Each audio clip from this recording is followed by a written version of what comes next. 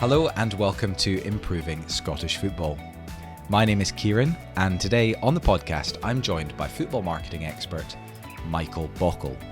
We're going to be discussing the results of a recent poll that was sent out to gauge fan opinion on a number of important issues. Specifically, today we're going to be asking, why can alcohol be sold at the football in England but not in Scotland? Does our league need restructured? And can the playoffs be made even better? If you haven't done so already, please do subscribe to the podcast and please share it with your friends. We're obviously still building an audience in these early episodes, and we can only do that with your guys' help. So thanks very much for listening. That's enough of me. Let's jump into the episode.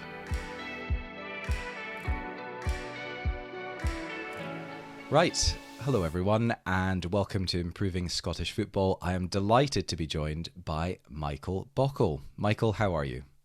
I'm good, Kieran. I'm good. How are you? I'm good. I'm very good as well. Can we kick this off by you telling us a little bit about yourself and your involvement in Scottish football? Yeah, certainly. My main involvement in Scottish football started as when I was head of digital at the Scottish FA for 5 years. So I was responsible for all the online output for the governing body, which included obviously Scotland national teams, which everybody associates, the Scottish Cap, the wider game in general, grassroots football, coach education, and such like. So as I said, did that for 5 years and then moved on and really as a sort of sports marketing consultant, worked on various clients within football and other sports, and currently I'm on the management committee at Highland League side Nairn County and really responsible for all their marketing and try to push the club forward off the pitch where I can. Great. Well, I definitely want to touch on marketing and how Scottish football is marketed with you.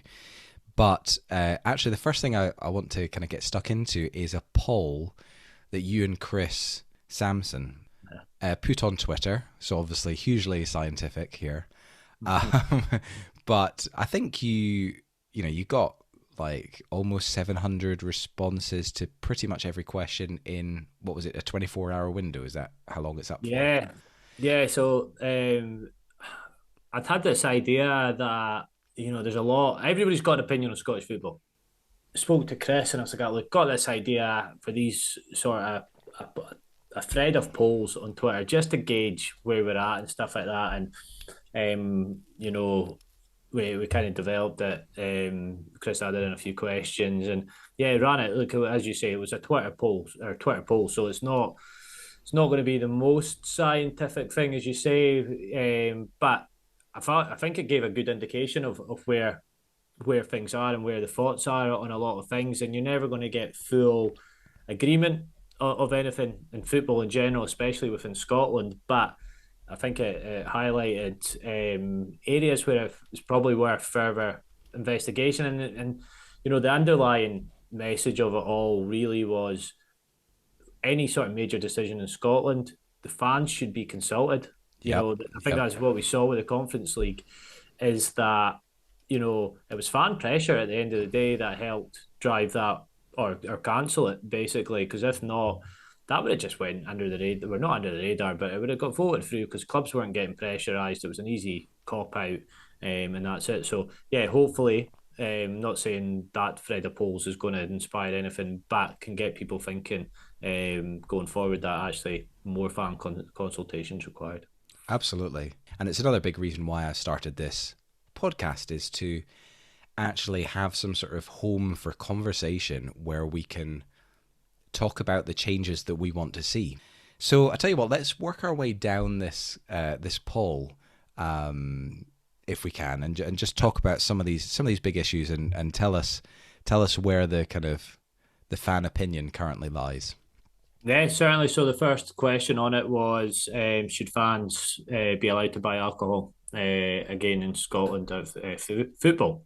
And I think obviously that comes from the fact that pretty much any other sport in Scotland you can have a drink while watching it, and in Scotland you've not been able to have a beer or a alcoholic drink at a game of football since 1980, which at the time of recording is 43 years ago. So it's I think it highlights a little bit of the second class nature that Scottish football fans get treated as. You can easily go to the rugby, get a bottle of beer in your seat, but for example, I can't get a drink. I couldn't go and buy a beer to watch Nairn County versus Hindley in the Highland League. Yeah. Yeah, this is a huge issue, I think, for a lot of fans.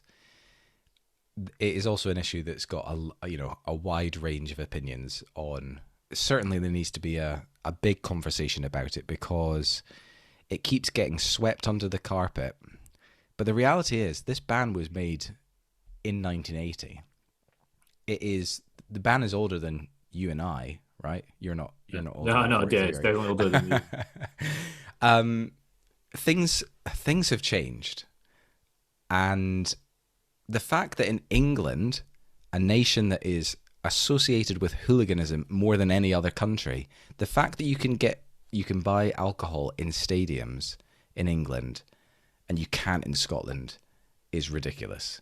Yeah, I think, you touched on a couple of things there. I think, society and culture has changed in Scotland. I think there's still Scotland's got, and I think the argument that's made by the anti-drinking campaigners is that, Scotland's relationship as a whole with alcohol. But, as we're saying, society and culture's changing. I think, to be fair, Neil Doncaster was on the Price of Football podcast, and he did say that it's something that they've been looking to have conversations about. But again, I've not seen too much of official fan consultation. There's been little bits here and there. I think there was, I'm sure somebody will correct me if I'm wrong when I say this, but it was somebody like Stirling University or somebody was doing some sort of research into it. But we in our poll, the unscientific poll, we asked. They had four options. It was yes, it should be allowed at all levels of the game. It should only be allowed at the likes of League One and the women's game and below.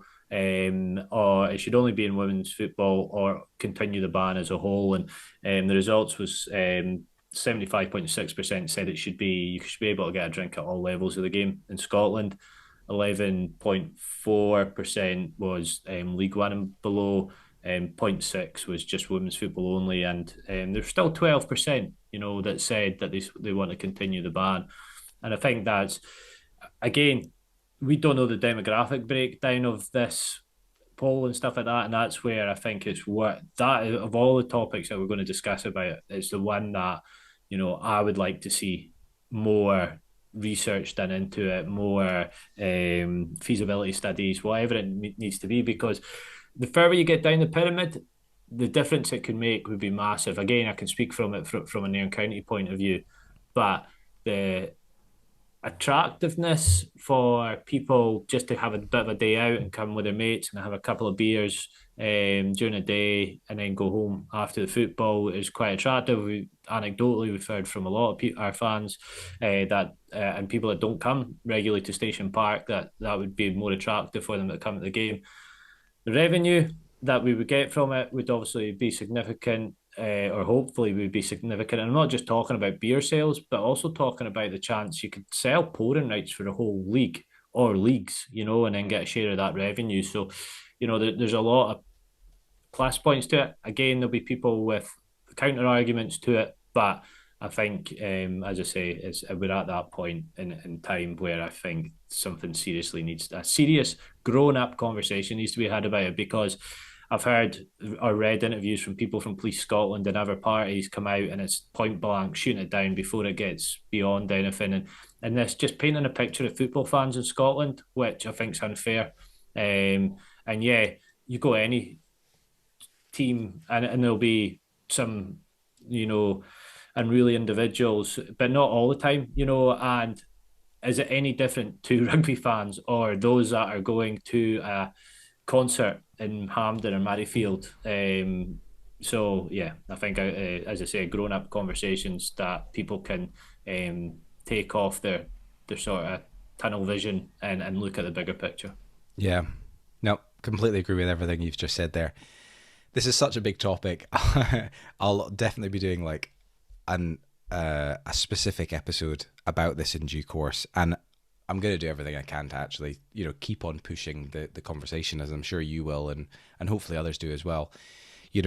I listened to that Neil Doncaster interview as well, which you referenced, which is The Price of Football.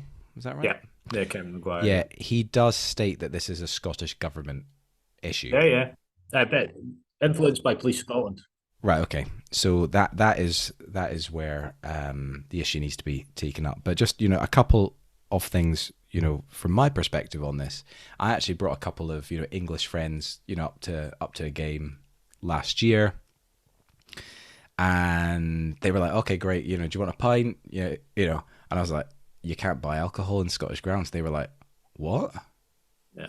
I was like, "Yeah, sorry, it's been banned since 1980." They were like, why? What? Like, they just cannot understand because, yeah. In England, it was only banned for 5 years. Yeah, they can do everything in English. Honestly, you can't tell me that we're worse than the English. And, the whole kind of Scotland's got a bad relationship with alcohol. I could argue that possibly, part of it is fueled by this alcohol ban, because what you end up getting is people binge drinking the hell out of a Saturday late morning lunchtime, because they know they can't drink sensibly in the stadium, so you'll find people smuggling stuff in, and I think it's just so much nicer just to have it in a more official and licensed and controlled way. But anyway, like I say, it's it's a big conversation. Is that fair what I've said? Is there any? Do you want to come back on that? I think the one thing I've heard before loads of times when it comes to that is that if you can't go 90 minutes without a drink, that highlights the problem. But for a lot of people, it's not about wanting to go out and get pissed before it or after it. It's about just going to something that you love watching with your mates and having a sociable couple of beers or drinks and stuff like that. And that's taken away from people as well, is that but as you say, you could talk about this all night, and some people are never going to change their opinions either, which is an unfortunate thing. But hopefully, some progress is made, I want to say in the coming by the end of the season, but that's probably setting an unrealistic target. But you'd like to see some progress at some point. Yep. All right. Best we move on. Yeah.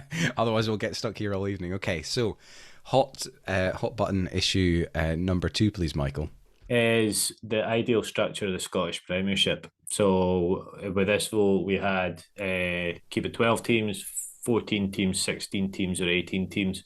The most popular with 48% of the vote was 16 teams, followed by 18 teams at 21%, 14 teams at 15%, and 12 teams also at 15%. Okay.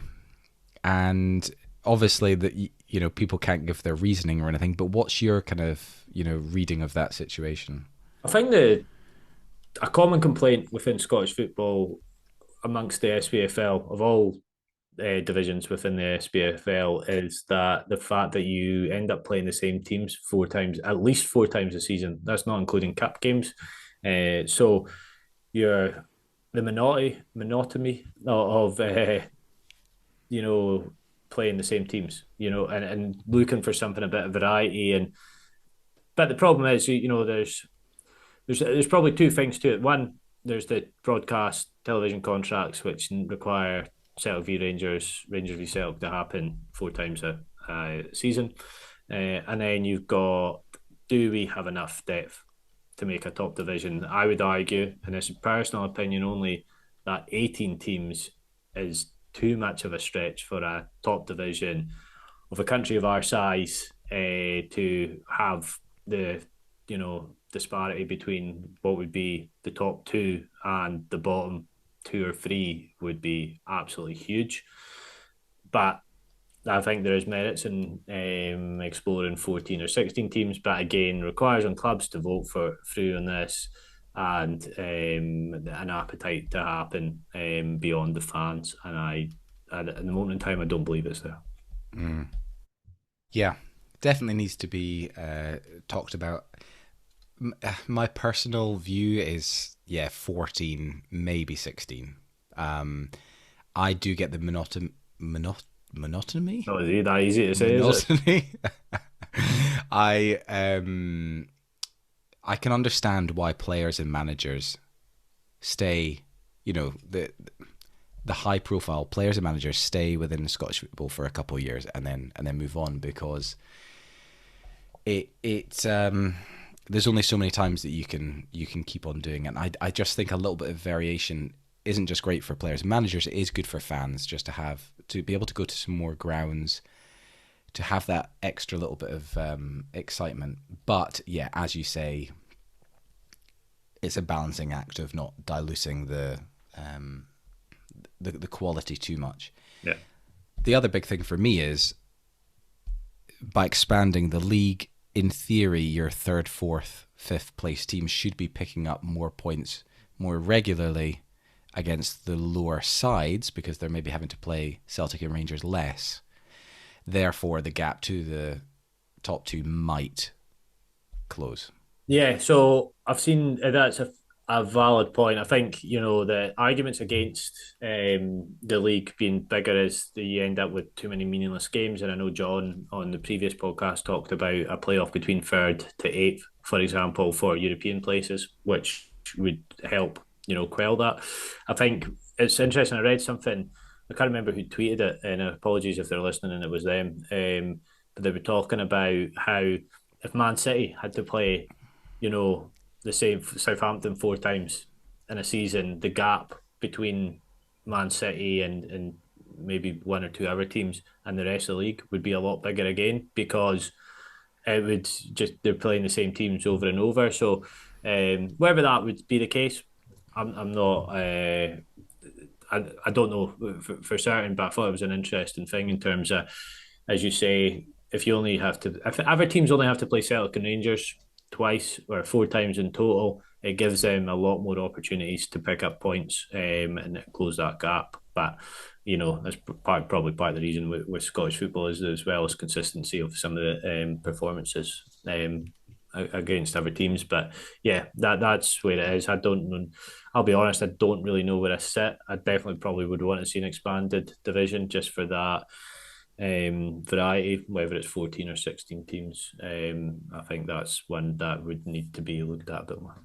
Oh, right. Well, you've just preempted me, because I was literally about to say, what's your personal opinion, yeah, Michael? Yeah, it's a tricky one. And then it's not just deciding the number of teams, it's like how many times can they play it, and when do you have to introduce a split, if you introduce a split at all. There's quite a bit of maths that actually you need to work out. Yeah, and it is the balance that they don't want to be creating extra fixtures as well, because it's already a packed fixture schedule, and once you start postponements happen or European games and things like that, the 3 weeks start diminishing pretty quickly. Yeah. Did you give us the you gave us the percentages there? Did you? Yeah. The most popular was 16 teams with 48%. Yeah. Okay. So there's no doubt that the majority of this hugely scientific ball are in favour of some form of expanded league. Yeah, only 15% wanted to keep it as is. Okay, great, cool. All right, well let's move on to number 3 then, please.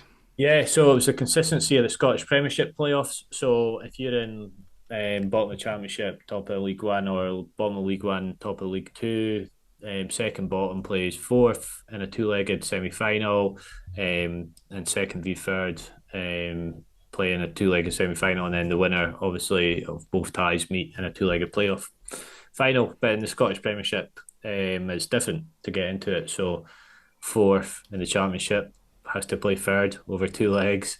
Then the winner of that then has to play second over 2 legs, and then the winner of that then plays the second bottom of the Premiership over 2 legs. So in Partick Thistle's case, most recently they ended up having to play the first fourth place team to get to the final, and then was nearly the first fourth place team to go up. Obviously, but it didn't quite work out. But that was 6 games they had to play in a playoff sequence, which personally, I think the as we've seen, the odds are stacked way against that team. So we asked the question: should it be changed to 11th versus fourth to keep it consistent, or keep as is? And 61% wanted to change it, and 39% wanted to keep as is.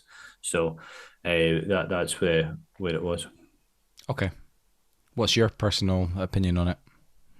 I'm all for more excitement, and I think, and I'll probably lead on to the next one actually, but I would like to see it changed to make it fairer.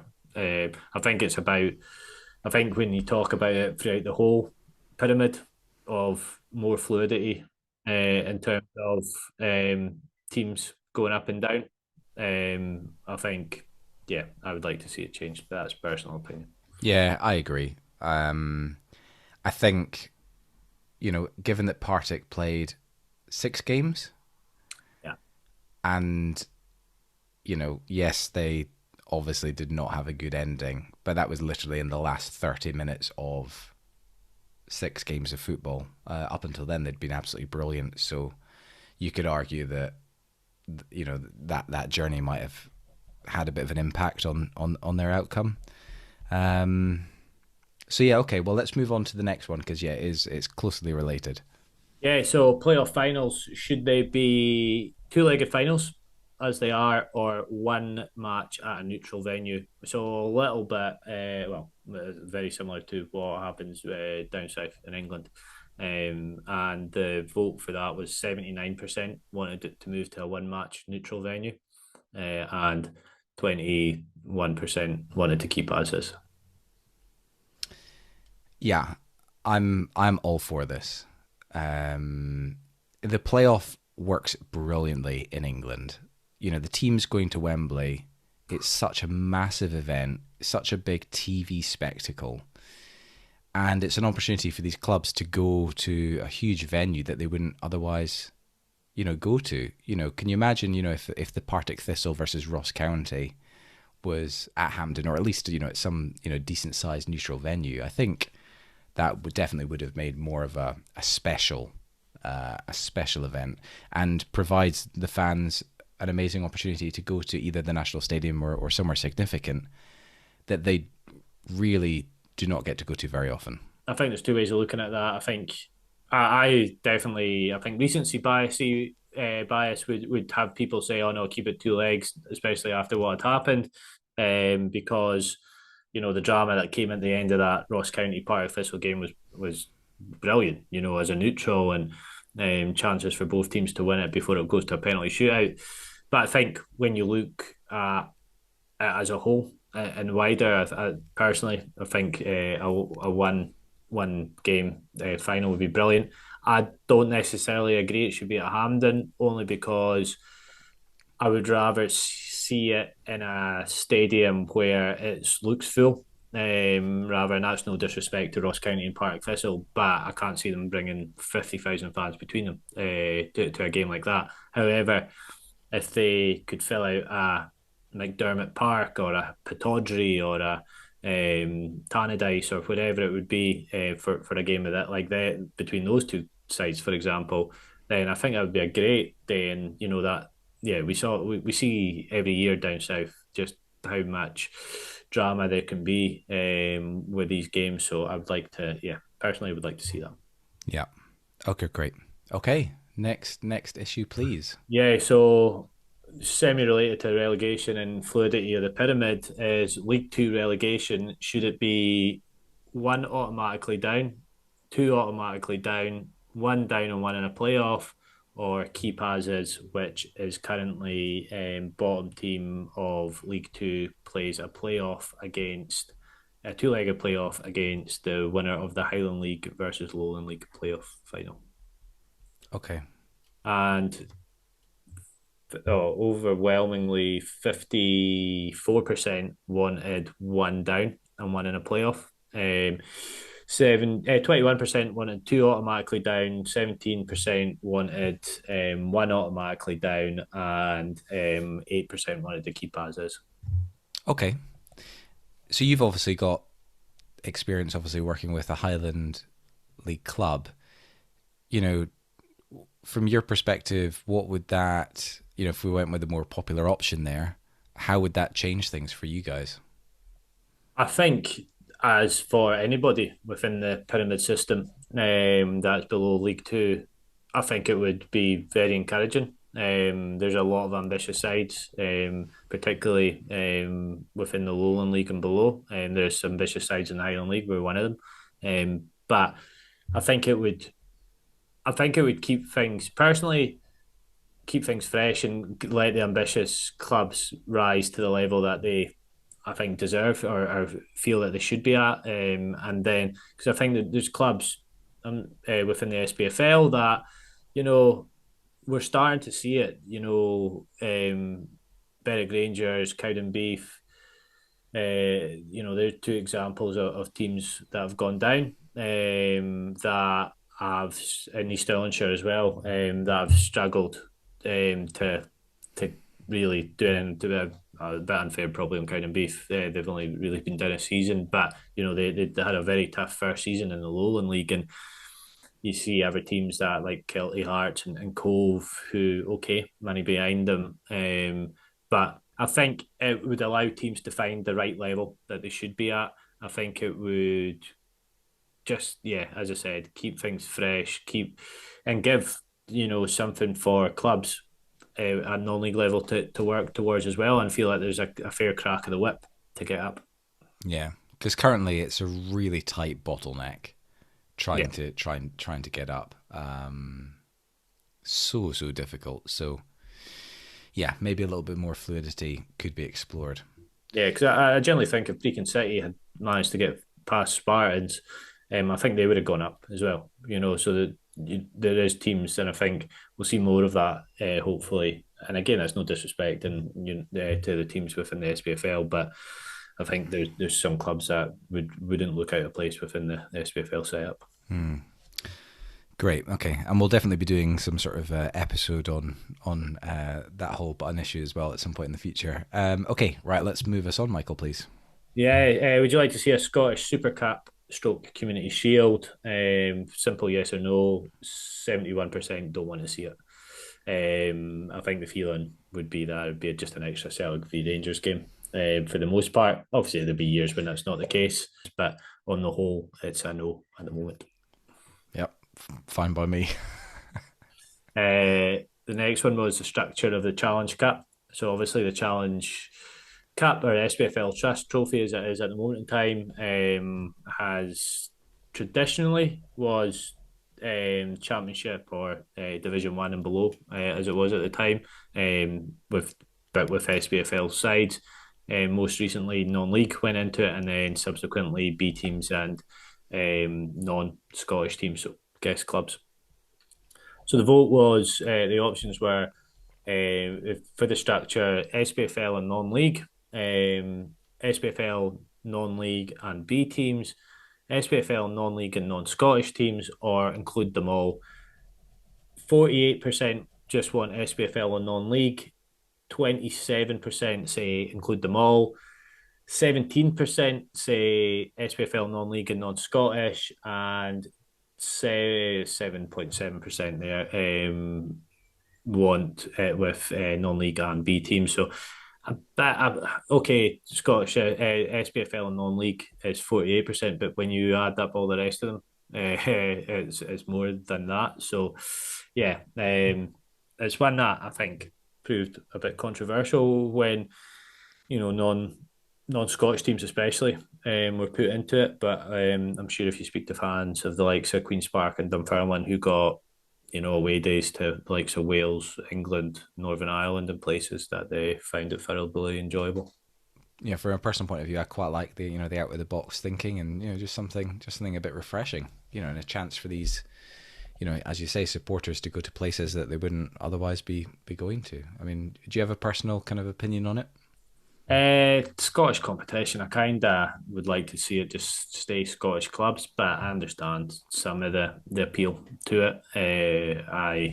Yeah, but again, if I put my name county hat on it, I just want to see more non-league clubs in it. But it kind of probably leads us on to the next question, which is about should there be an all of Scotland non-league cap?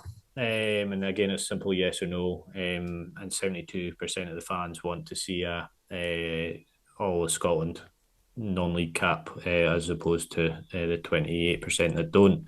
And I think it's the equivalent of your FA trophies, FA Vase trophy, that happens down south. The current status is, or we're led to believe, is that clubs don't really fancy the travel too much in Scotland, and particularly clubs within the Highland League. I think as a club in Nairn County, we'd definitely be open to it and seeing if it worked in the right way. We wouldn't be averse to it, I don't think. But I can't speak on behalf of any of the other sort of Highland League clubs and things like that. So Yeah, it's a tricky one. It depends how many clubs enter it. I mean, if it's if it ends up being a huge competition, the amount of travel involved will be yeah, you could phenomenal. regionalise it to start with, and then you could look at opening it up. Or there's different ways. But here it's one that you would need a governing body or somebody to manage that one, and I don't think it's top of their agenda if it's not top of the club's agenda at the moment. Cool. All right, next one, please. Preference on League Cup final is keep it before Christmas or move it after Christmas. Obviously, it's kind of flipped at the moment in time, just with COVID and then World Cups and various things. But 65.5% want to keep it before Christmas, so that's where it is. So I don't think I think it's the right thing at the moment. Again, it's an unscientific poll, but based on on that vote. Cool. And then we move on to streaming service, really, and we just described a service streaming Scottish football matches. So, again, yes or no. And I think this is where I caveat things when people fill in surveys, because what they say in a survey and what their behaviours are does not always necessarily marry up. But 87.4% said yes, they would subscribe, and 12.6% said no. And I think, obviously, the current SPFL broadcast deal has flagged a lot of discussion, and I'm sure you'll have a podcast on broadcast and the various deals. And Neil Doncaster again spoke on that Price of Football podcast about the reasons for taking the Sky deal. So I'll leave all that discussion to that podcast. I think where I think there was a missed opportunity is particularly during COVID was a centralised pay-per-view streaming platform where, as a neutral, you could go on and not have to sign up to an individual club's pay-per-view, and you would get it all through this service. And the final question, follow-up question to that was, if there was a service streaming all Scottish football matches, how would that impact you going to say to your own team's matches and things like that? And 85% said they'd keep going. 1.3% said they'd stop going, and 14.1% said they didn't go anyways. So. Okay, very interesting. That was a great poll, Michael. Thanks for doing that on behalf of all of us. Thanks for engaging some fan opinion, and you can see some very clear trends on some of those. So like I say, I'll certainly be following up on some of them with this podcast, and I think collectively as a fan base, we just need to keep this conversation going, because if we want to see change in Scottish football, we have to drive that conversation ourselves. And we saw that with the B teams, as you say. We really need to take ownership and shout about what we want, about what we want to see. I think it's probably worth flagging at this point. Supporters Direct Scotland I think they're still doing an annual survey of fans that is got input from the likes of Scottish FA and the SPFL. There is groups out there doing this sort of stuff at a bigger scale, but it's usually on a wide variety of varying topics and not specifically on one core thing. Yeah, okay. Good to know. Great, okay, well, in that case, I want to just move on briefly to a little bit about marketing and the marketing of Scottish football, because that's kind of your bag, that's your bread and butter, really. Can you just give us a bit of an overview as to how Scottish football is currently marketed, and maybe a little bit about the resources that are actually available to the people, to the governing bodies. How much have they actually got to work with, or is it have they just got such a limited ability to effectively market Scottish football? Yeah, so I think the fundamental thing that comes across, or you'll see a common complaint, is that we do not market ourselves well, or sell our game as well, as a whole. And I think there's a number of reasons for that. I think as fans, we're pretty hard on ourselves, as a whole, but then there's an expectation that others should be doing it, and they're right. To be fair, there's no getting away. One of the common things is you hear, how many times do you hear that the English Premier League is the best league in the world? That's not just coming from the English Premier League. That is coming from the media. That is coming from everybody in and around the game. Whereas in Scotland, I think you find people want to detract from it a lot more than build it up. And yeah, as I say, look, if you look at where's the first place, if you're looking at marketing the leagues, for example, where's the first place you should be looking? It's the SPFL. And to be fair to the guys that are in there, and when I was at the Scottish FA, there was only two, and they were really just digital in social media. They were stretched massively, and I can't imagine things have changed that much since I was a bit closer to it. But there seems to be, again, in my opinion, a lack of strategy, a lack of resource put into it, and from there, that you look within Scottish football. So if you've got the SPFL as from a league point of view, then you can work your way down. Lowland League seem to put in a little bit more into what they do. The Highland League don't. The Scottish FA is separate, so they again, I'm biased. I've been closer to it, but I think they do quite a good job around Scotland national team and Scottish Cup. And then you look at what some of the individual clubs are doing, and you got, again, a disparity. But outside Celtic and Rangers, I think the likes of what Aberdeen is probably my go-to at the moment in time. I think everybody goes to Motherwell for the content and that, and there's no taking away from the content that the likes of Motherwell and have done. But when you look at the wider what marketing is, because I think a lot of people just get caught up and they get sucked into the world of Twitter, and they think social media is marketing, and it's a part of it. It's one part of a wider thing. But I think if you look at what Aberdeen have done up in Aberdeen as a whole, and the wider community, things they do with their memberships and their young fans and their fan zones and the Red Shed, and I think they're a great example of a club dealing with what they've got. But as a game as a whole, you have to look further up. I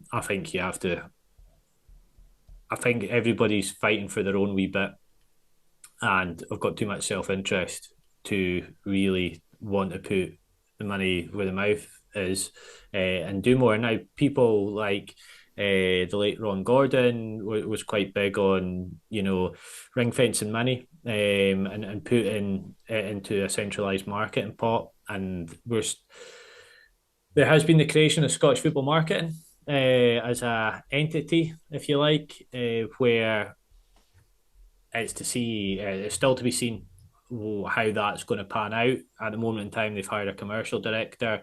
When you read everything, it's all about sponsorship and business development, essentially. So whether that broadens as an output, as an organisation, or what it may be, to support clubs with their marketing efforts, is still to be seen. But it's what I would probably like to see. Yeah, and I'll definitely be reaching out to Scottish football marketing to try and get them on the pod and just find out about what their plans are. But yeah, it's interesting what you say. I do think, from my understanding, that there is some seriously limited resources. For example, within the SPFL, I don't think they have a huge amount of staff, and the people charged with marketing it can probably only do so much with what they've with the resources they've got available. So it'd be great to see that expanded, because if you look at like the Eredivisie in the Netherlands, I think, they've got like a huge swathe of resource just dedicated to marketing, and we've got like one or two people. Yeah, I was fortunate. I was at the KMVB 4 years ago or so. I was got to see up close, what the KMVB were doing. But as you say, the Eredivisie have a dedicated centralised marketing team, benchmark loads of staff, help support clubs. It's one of the things. Scottish football is a service. Whether it's a club needs a new website or IT security or financial support, marketing support, love to be able to see, Scottish football get to that point. But we're a long way from that. And, as I say, I talked about how the great work that the likes of Aberdeen are doing. But as soon as you start getting down the chain into the Championship, you're talking about marketing teams of 0 people. They're doing everything from match day communications to being the comms person to being the marketing person to being a bit of sponsorship, a bit of everything, or it's all volunteer led. So it's difficult for clubs the further you get down to do a lot of probably what they want to do, just because they don't have the availability to do it. Okay. And is there a little bit of best practice you could maybe share with us, given your experience within marketing? What do you think really works, for clubs, for even for managing bodies, in terms of marketing? It's a tricky question because it always depends on what the club's trying to achieve. But first and foremost, if I was me, no matter what club you're at, is how you look after your fans. Put them first, and then everything falls in place after that. So it's how you communicate with your fans, how you engage them, what experience you offer them, and that's not just about what you do on match day. That is obviously the bread and butter of what everybody's looking at match day, but all round experience of how they can get information off you, whether it's been going on their website or dealing with club staff over the phone or in a club shop or asking questions on social media, getting replies on social media, anything like that. The wider fan experience and remembering that that's the reason why we're here as clubs is for the fans. Okay, great answer. Perfect. Okay, so before I let you go, Michael, we are going to move on to a question I'm asking every guest, which is, if you had a magic wand and you could fix one thing about Scottish football or change one thing about Scottish football, what would it be? I would expand Scottish football marketing to really widen that and broaden that team expertise so it could service clubs at all levels of the pyramid, or a good chunk of the pyramid in the women's game with their marketing efforts, whether that is, it could, as I think I touched on it before, if people needed help with websites and there's funding available to help them with that, email marketing, whatever it may be. I would love to be able to basically see like an agency style that clubs can come to and get the support that they need. Great. Okay. Really interesting. Thank you, Michael. Really appreciate you taking the time to come on the pod, and thanks so much for the poll you ran and for all your insights. So no doubt we'll be getting you back on sometime soon. No worries. Thanks for having me on.